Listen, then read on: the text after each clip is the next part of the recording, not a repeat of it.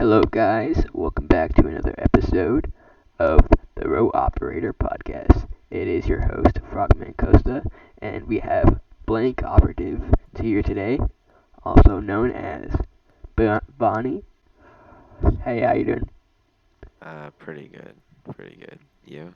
Good. Real good. So, Okay. have you been? Pretty good. I mean, school's been a little rough, but it's to be expected, I guess. Yeah, it's just how it is, man. Yep. Yep. Alrighty. So, how about you get us started on why did you come to Milsom when you made stuff? You asking Yeah, how how I you got first here? got involved? Yeah. Okay, well, 2 years ago, sometime 2 years ago, it was probably in August, I was revisiting Black Hawk Rescue Mission 2 because I had played it before. And what I had done before was I'd get in somebody's Black Hawk and then we'd fly around and go rescue people and take them to the ship in the game.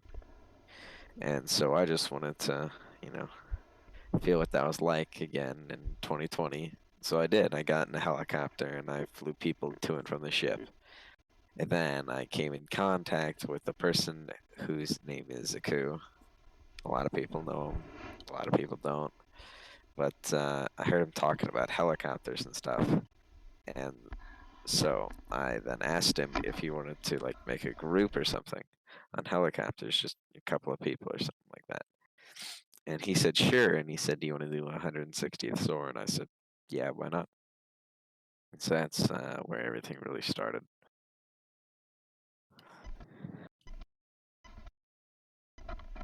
Alrighty. Okay, yeah. Cool. Alrighty. Well, your Well, first Milsim with Zuku. What was that like? What was that? um, at the beginning, it was a little interesting because we didn't really know what we were doing. It was my first milsim, and I was the co-owner of it. So we basically just did what we thought was right. I ended up just taking a lot of time just trying to study like tactics and stuff like that to be able to use it in the game. And that's where I watched a bunch of YouTube videos, read some articles, and I did stuff like that to just prepare myself and get myself into the right mindset of what needs to be done. And yeah. Cool. Interesting. Like the sound of that. So, after that was 160th, correct? Yes, SOAR. 160th. Cool. Was it? How was it? It was fun. Popular? It was fun. Uh, we started off very small, very small, like 3 or 4 people. But eventually we got, I think, like 50 people in the server at one time. I mean, not everybody would join at the same time, but we'd have 50 people who would sometimes join, sometimes not. But we had some activity. We had fun. Cool. So, what was your first deployment in that SOAR unit like? So the first deployment, we went to a map called Charlie Don't Surf, and we just helped out some guys who were doing stuff there by like flying them. That's where I first got introduced to the Blizzard helicopter system, and I was a little confused on how to do it. I asked like 8 people to help me like learn it, and nobody said yes. So I ended up one day I just hopped on, got in the game, and spent like 30 minutes just trying to figure out all the buttons and how to start up the helicopter and the proper way to take off and do all that. And so that's kind of where the first deployment was and how it changed me, I guess. Cool. I also believe that's when we first met. That actually. Oh, yeah. Yeah, we first met there on not in the Discord. Yeah. Yeah, it was Zaku. Okay. Well, after that SOAR unit, What happened? After the SOAR unit, I think it was still during the SOAR unit actually. I ended up joining your Marine Corps, and I Yeah. did some stuff there. Then you closed it like a couple of weeks after I joined. I'm pretty sure. And so then I think then you started your SEALs, and I joined that. I Mhm. went from a SEAL, and then I did 160th SOAR for you, Mhm. and then Yeah. I left after a while. Interesting. I know. Yeah. In the SEALs, you did a lot of deployments, many deployments with us. Yeah, I think my first deployment, didn't I get promoted to like the XO of a platoon? Something like that. I think it was like, I think With it was back. Vampy. Yeah. So it was something similar. Yeah, we were doing like a patrol or something. Yeah, we were in Iraq. But yeah, we're in Mosul, Iraq, and we're doing a lot of patrols. I think Alpha Platoon was doing Modder City, Solder City, and Hmm. your platoon was doing Mosul. Cool. Yeah. Alrighty. So after you left my SEAL unit, where did you go?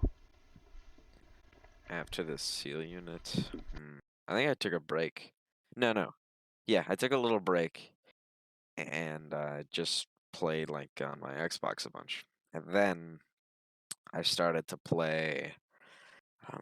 Oh yeah, then I created a 75th Ranger unit. It wasn't my first time doing a 75th Ranger unit. During the SOAR, my first SOAR, I actually tried to make a couple to have the actual SOAR support, but that didn't really work out. Nobody really joined it. Everybody wanted to do the SOAR, just because that's where Zaku was. But yeah, that SOAR, that 75th Ranger got really popular. I think it was my best unit.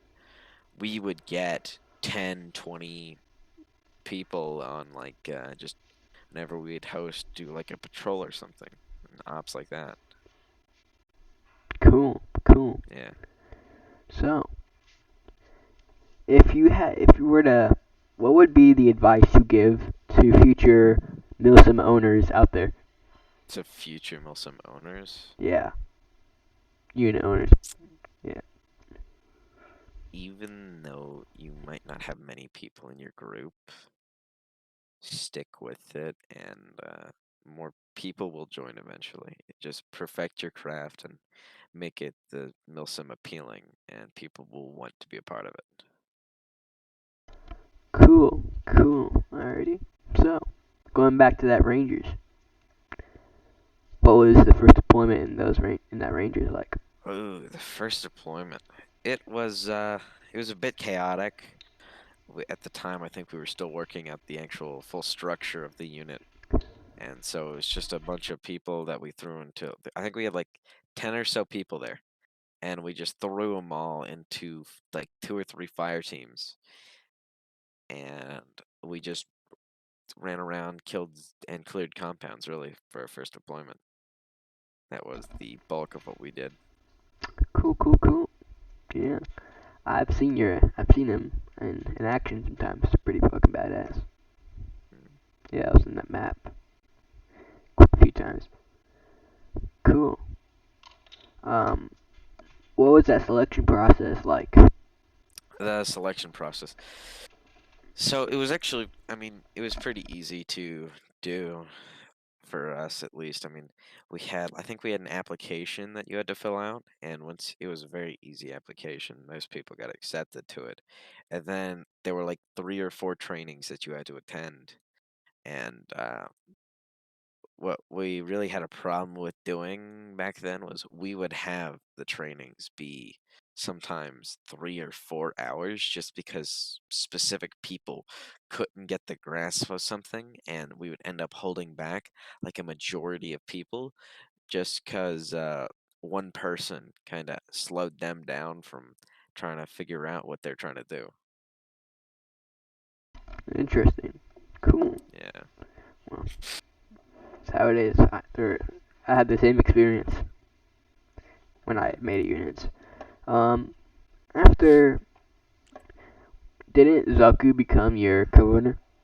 Yeah, he joined like a week or two when it began, and since I knew that he was pretty good at what he did, and I know I could trust him, I just decided to make him the XO for the group. He became my first lieutenant. The group was actually just one company, so we tried to at max we could have like 4 platoons.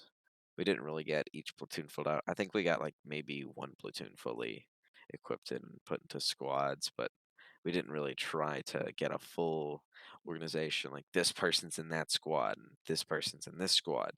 We just kind of had it like, hey, these guys are in our first platoon. They're kind of like our primary active guys, and if you weren't really active, we put you in like a second or third platoon. I'm pretty sure. Would you say after Zaku co-owning with you, would you say the unit got better or went more downhill? Uh, it did get better just because with him, he had a large group of people that he has a large group of people that follow him and hang out with him a bunch. And so that just really gave the group the members it needed to really start to grow and get better. So I'd say it helped when he joined. Cool, cool. So, what did you do after the Ranger Regiment? After the Rangers, I took a very long break. I ended up playing. I think I ended up like skipping out for like 3 or 4 months, just playing on my Xbox and not really touching my computer and not really doing any milsim or anything on Roblox. I just play on my computer with friends I know in real life. And yeah, Cool, cool. Would you say and you you enjoyed Milsim better, or did you enjoy like playing with your friends online stuff that you knew in real life more? it really depended. I mean, I'd try to play with my friends, but most of the time I'd rather do milsim. Just because I like being in that environment of people I don't really know. Kind of put myself in the unfamiliar environment and see how I do and make sure just everybody else can have a good experience as well. Yeah, I had fun exactly. just flying around a helicopter. Yeah, exactly. Alrighty. So after that leap of absence, um, what did you do? I think what really brought me back in was Zaku had an ODA, and this ODA I ended up joining after a little bit of convincing, and he had somewhat of a structure. I mean, he had barely like started, I think, the unit when I joined, and so I ended up becoming his XO for that because Bgent, his friend, didn't want to actually be in the unit. He just wanted to be like attached to the unit, which I don't know, it just was weird to me, but that's what he did. And so then that's where it got really bad with the trainings is because it's an ODA. We want people to be this specific way. If they don't get this right, they're not passing. And we would spend 3 or 4 hours just trying to get one person to learn how to enter one room properly. Yeah, that's People would really get bored and just leave, and I mean, it showed that the people who were there actually wanted to be there. So I guess it helped in that process and making sure that we only had the people who really wanted to take part.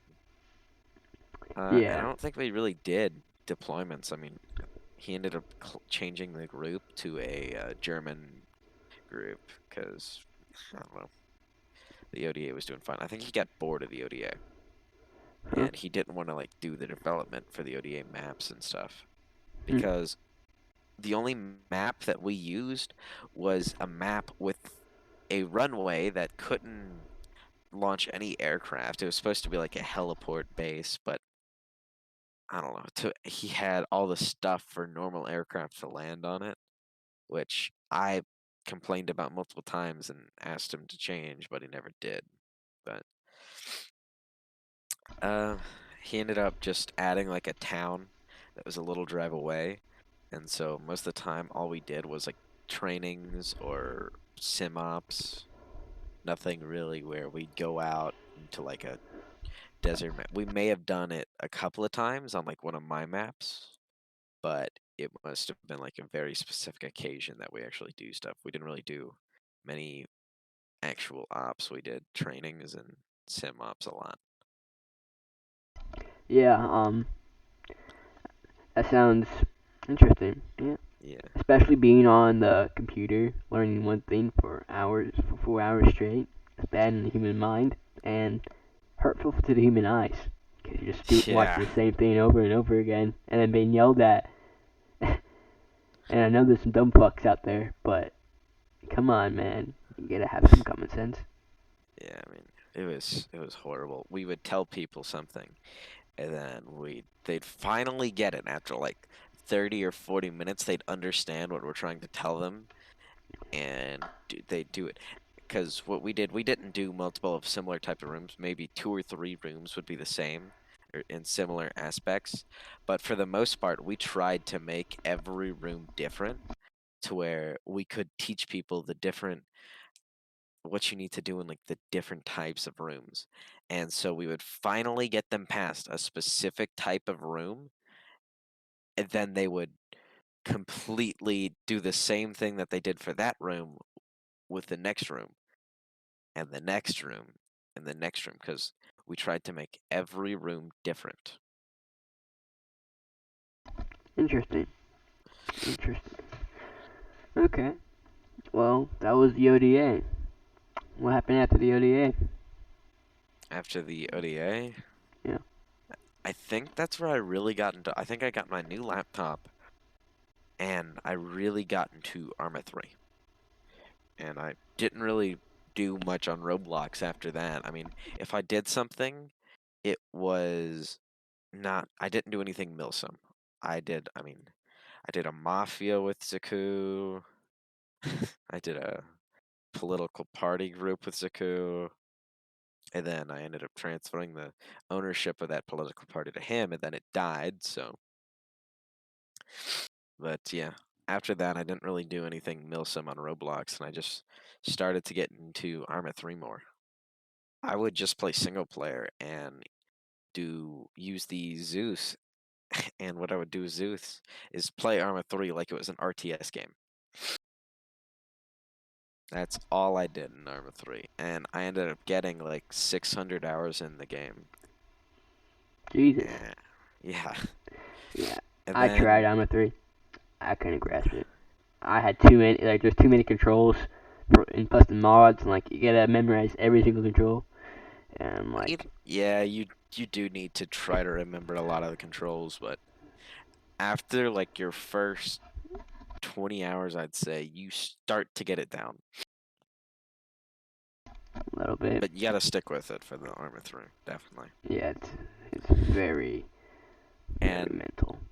so that March that I got my new laptop, that was this year actually. So March this year, I was in Zaku's server, Six Boys, and a person I'd never met before joins the Discord call, and I was streaming Arma 3 to Zaku, and he joins, and I didn't know who he was. It's Major Ham. I'm really good friends with him now, but I had no clue who he was. And so he asked whenever I was streaming, he was like, "Oh, so Blank, you have Arma 3?" I'm like, "Yeah." He's like, "Do you want to do something in Arma 3?" I was like, "Sure," because I hadn't really played with anybody but myself at the time. And I was like, "Okay, I mean this will be different. Might as well try it out." And so I did.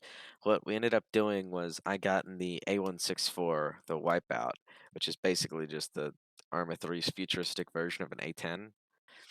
And he got into like a JTAC kit, and then he just put down some stuff in Zeus. I know I put down the stuff in Zeus, and then he called me in to strike that stuff in Zeus. Or not in Zeus, in the A10. And so that's where my multiplayer kicked off for Arma 3. And after that, I think I made an ODA group. Oh no, I made the ODA group in while I was still playing in that ODA, in that Roblox ODA, I think. I think I made a ODA in Arma 3 as well, but it didn't really kick off that well, so ended up canceling it. I mean, I think we had a couple people show up to one event, and that was really it.